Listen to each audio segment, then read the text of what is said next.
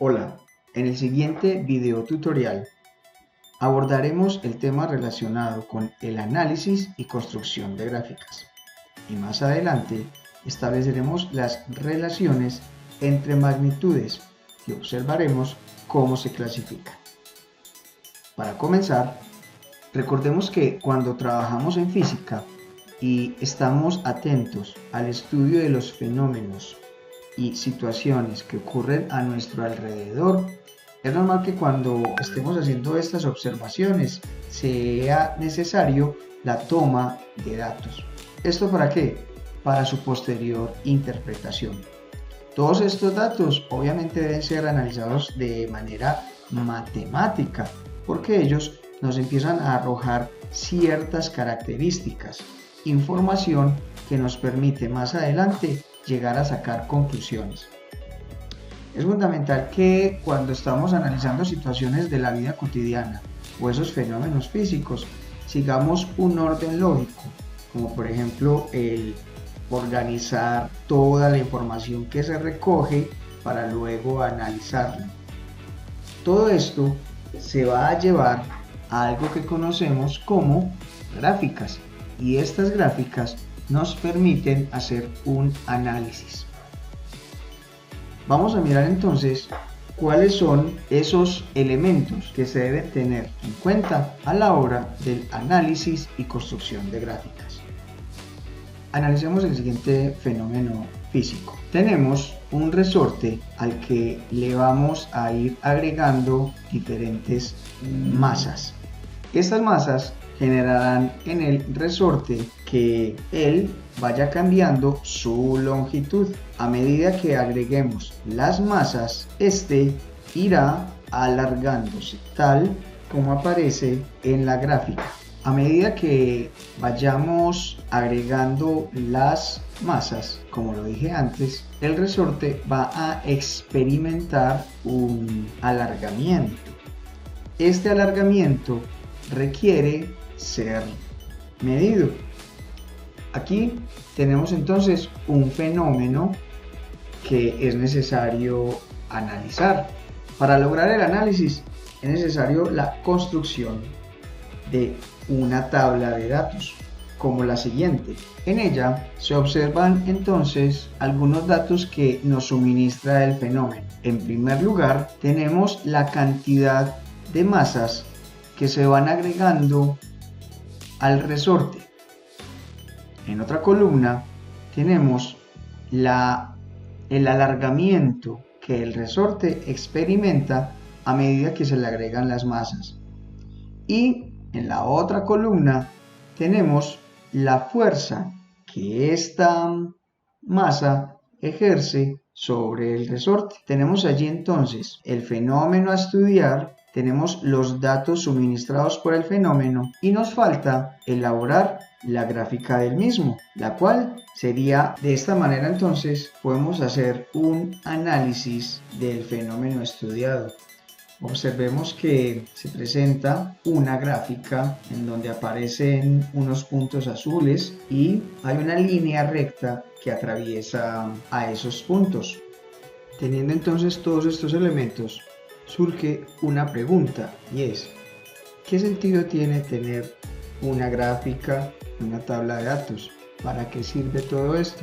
Todos estos elementos nos pueden ayudar para, primero, darle sentido a nuestras observaciones, comprender de manera adecuada los fenómenos que vemos a diario, proyectar datos y situaciones, y formular leyes que nos faciliten entender el contexto en el que vivimos.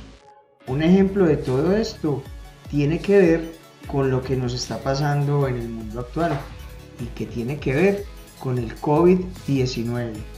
Una aplicación del análisis de datos y la construcción de gráficas podría ser este fenómeno que está invadiendo a nuestro mundo. Pero más adelante nos detendremos a hacer una relación entre el análisis de datos, la construcción de gráficas y el fenómeno que se está presentando. Por ahora vamos a hacer un breve repaso acerca de cuáles son los elementos que encontramos en una gráfica. El esquema que aparece a continuación se conoce como plano cartesiano. Es un diagrama de coordenadas usadas para las operaciones geométricas en el espacio. Este plano cartesiano permite la representación gráfica de funciones matemáticas y ecuaciones de geometría analítica.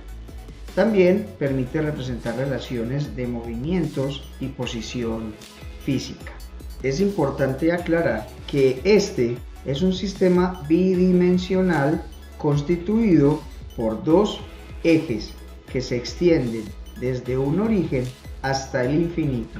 Estos ejes se interceptan en un único punto, que denota el punto de origen de las coordenadas o punto 0, 0.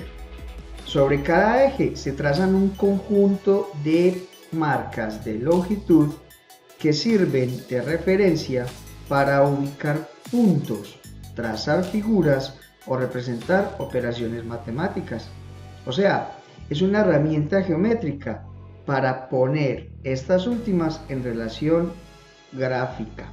Debe su nombre a un filósofo francés llamado René Descartes, creador del campo de la geometría analítica.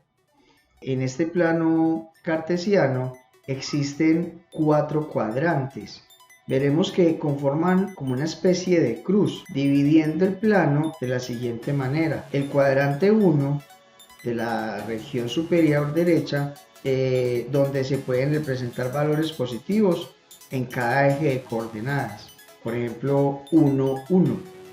El cuadrante 2 en la región superior izquierda, en donde pueden representarse valores positivos en el eje Y, pero negativos en el eje X. Por ejemplo, -1 y 1. El cuadrante 3, que se ubica en la región inferior izquierda, en donde pueden representarse valores negativos en ambos ejes. Por ejemplo, -1, -1. Y tenemos el cuadrante 4 en la región inferior derecha, en donde podemos representar valores negativos en el eje Y, pero positivos en el eje X. El plano cartesiano se compone de dos ejes perpendiculares, las ordenadas que corresponden al eje Y las abscisas que vendrían siendo el eje X. Ambas rectas se extienden hasta el infinito, como lo dijimos anteriormente, tanto en sus valores positivos como negativos. El único punto de cruce entre ambas se denomina origen.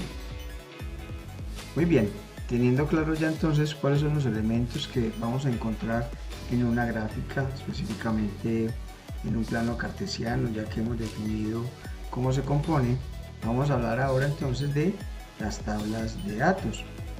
Vamos a definir qué es una tabla de datos y cuáles son esos elementos que la constituyen. Miremos entonces que una tabla de datos es una herramienta de organización de información que se utiliza en base de datos. Una tabla típica está compuesta por filas horizontales y columnas verticales. En nuestro ejemplo tenemos entonces una tabla de datos que tiene 2 columnas y 7 filas. El campo es el nombre de cada columna. Debe ser único y con un tipo de dato asociado. Para nuestro caso tenemos que hay 2 campos, el de velocidad, cuyas unidades son los metros por segundo, y la energía, que corresponde a los joules. El registro, por otro lado, es cada fila que compone la tabla y que incluye datos. Las tablas de datos son estructuras útiles y a menudo fáciles de interpretar para relacionar datos e información de manera pertinente. Teniendo claro todo lo anterior, vamos a pasar al siguiente asunto, que tiene que ver con la relación entre magnitudes. Ya vimos entonces que para poder hacer gráficas necesitamos de un elemento fundamental al que llamamos plano cartesiano, que en este plano existen unos elementos que también son fundamentales a la hora de interpretar las gráficas. También vimos que para que esta gráfica se pueda desarrollar necesitamos unos datos, los cuales se consignan en algo que se conoce como tabla de datos. Pero estos datos, ¿qué vienen siendo para lo que respecta a la física? Todos estos datos son los que llamamos magnitudes. ¿Y qué es una magnitud? En física se llama magnitud a aquella propiedad que puede medirse y expresar su resultado mediante un número y una unidad. Por ejemplo, la longitud, la masa, el volumen, la cantidad de una sustancia, el voltaje, etc. En la tabla pasada veíamos, por ejemplo, que uno de los datos era la velocidad, que se configura como una magnitud, y teníamos también la energía, que corresponde a una magnitud también. Las magnitudes las podemos clasificar según tres criterios: su origen, su naturaleza y su actividad. Según su origen, las magnitudes se clasifican en fundamentales y derivadas. Cuando hablamos de magnitudes fundamentales, nos referimos a aquellas magnitudes que se definen por sí mismas y que son independientes de las demás. Aquí tenemos, por ejemplo, la masa, el tiempo, la longitud. Las magnitudes derivadas son aquellas que se obtienen mediante expresiones matemáticas a partir de las magnitudes fundamentales. Por ejemplo, la densidad, la superficie, la velocidad, la aceleración. Teniendo presentes los elementos antes estudiados, miremos entonces ahora cómo se clasifican las relaciones entre las magnitudes. De acuerdo a la forma como se presentan los datos en una tabla o en un fenómeno observado, se presentan 5 tipos de relaciones o proporciones. La primera es la proporción directa, la segunda la proporción lineal, la tercera la proporcionalidad directa al cuadrado, la cuarta la proporcionalidad inversa y por último la proporcionalidad inversa al cuadrado. Definamos en qué consiste cada una de ellas. Cuando decimos que una gráfica o una relación entre magnitudes presenta una proporcionalidad directa, cuando las medidas de sus cantidades están determinadas por la ecuación y igual a k por x, donde y es la medida de cualquier cantidad de la segunda magnitud y x la correspondiente medida de la primera magnitud. K es la constante de proporcionalidad. Al hacer la representación gráfica de las dos magnitudes, corresponde a una recta que pasa por el origen. Podemos asegurar que las dos magnitudes son directamente proporcionales.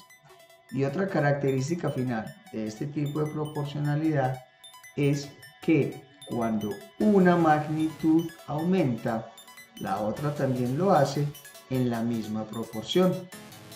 Cuando decimos que se presenta proporcionalidad lineal, podríamos decir que existe proporcionalidad lineal cuando una variable y varía linealmente con una variable x y al realizar la gráfica de y contra x resulta una línea recta que intercepta al eje y con el punto B y tiene por constante de proporcionalidad k igual a y sub 2 menos y sub 1 que divide a x sub 2 menos x sub 1. Estos son puntos de la recta. La relación entre y y x, por lo que vamos a hablar como la ecuación que me permite determinar este tipo de proporcionalidad, estará dada por y igual a k por x más b. Hasta aquí hemos estudiado entonces relaciones entre magnitudes cuya representación gráfica es una línea recta. Sin embargo, algunos fenómenos de la naturaleza presentan una relación de variación en la que la representación gráfica es una línea curva. A este tipo de proporción la vamos a llamar proporcionalidad directa al cuadrado, pues vamos a obtener la representación gráfica de y en función de x y obtendremos una curva que recibe el nombre de parábola. En ella, al igual que en la tabla de datos, podemos observar que a medida que se incrementa la x, se incrementa la y, pero no en la misma proporción. Cuando sabemos que se presenta una proporcionalidad inversa, dos magnitudes son inversamente proporcionales si al aumentar una, la otra disminuye en la misma proporción. Si al graficar la variable dependiente contra el inverso de la variable independiente, se obtiene una línea recta que pasa por el origen.